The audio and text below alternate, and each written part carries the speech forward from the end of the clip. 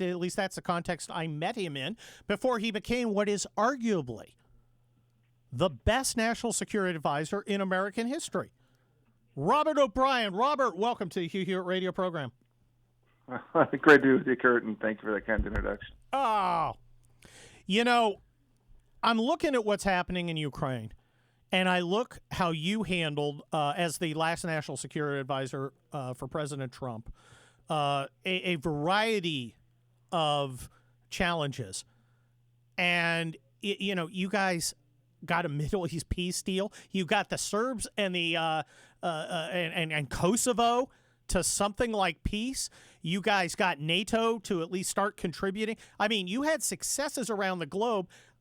I don't think this Ukraine thing would have happened if Putin had been facing a Donald Trump administration with a Robert O'Brien as a national security advisor. Am I wrong? Well, I don't think so. I think what you can do is just look at the record of accomplishments that President Trump achieved. I mean, it was pretty simple, and it goes back to Ronald Reagan, and you're a student of Roman history, and it goes back to the Roman times. Peace through strength works.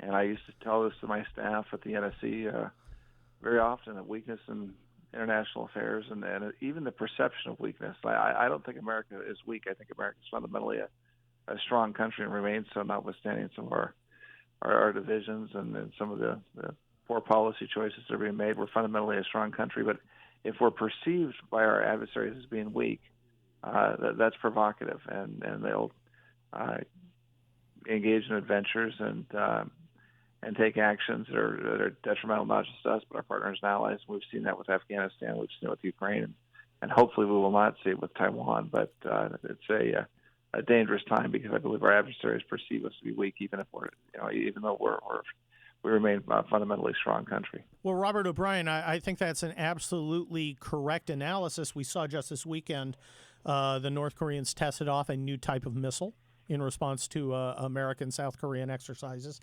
And right now, in negotiations with the Iranians, it appears that the Biden administration wants to give away the whole store. Well, the Obama administration had very few accomplishments, but one of the accomplishments that the administration believed was quite significant was the JCPOA, the nuclear deal with Iran. That was a terrible deal at the time.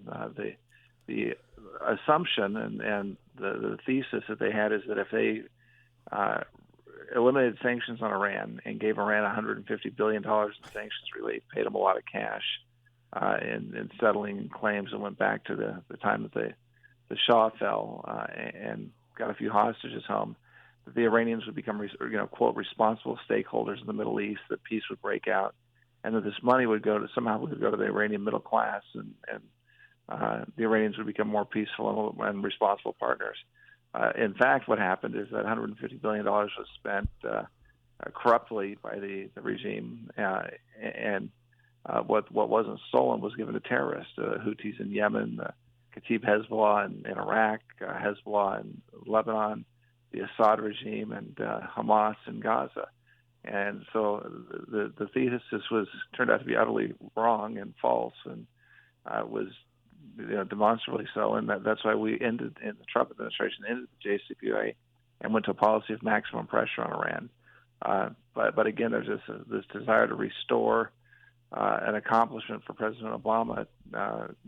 Whatever the outcome is, they want this JCPOA.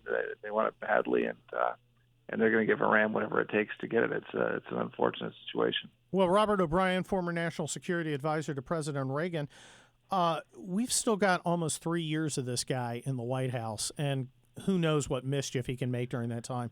Tell me about, we're going to have a new president in 2024, and I think it's going to be a Republican, considering the track record of failure that Joe Biden has laid for us. What is the Republican agenda, no matter who the president is, for foreign policy once we take back the reins of government? Well, Gert, the first thing we have to do is rebuild the military, and that's something we were doing under President Trump. We've got to give our war fighters, and you were one of them, and deployed, I know, overseas, and did so under admirable circumstances. And the last war we decisively won in Gulf One. we've got to give our warfighters the platforms and the weapons they require to defend themselves and defend us and keep us safe. I mean, we've got a defense budget now, which technically is an increase in the defense budget, but with of 3 or 4%, but with a 10% inflation rate, it's actually a decrease of 6 to 7%. Well, that's Ambassador O'Brien. That a real decrease in the military budget isn't going to work. We've got about 15 seconds left. Are you going to run for governor of Utah?